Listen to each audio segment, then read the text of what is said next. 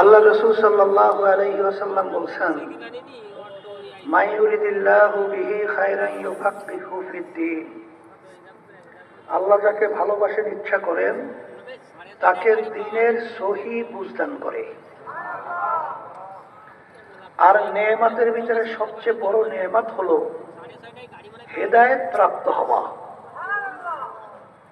আর হেদায়েত কিন্তু কোনো পীরের হাতে নাই, কোনো দলের হাতে নাই, কোনো ওস্তাদ বা ওস্তাদদের ওস্তাদদের হাতেও নাই।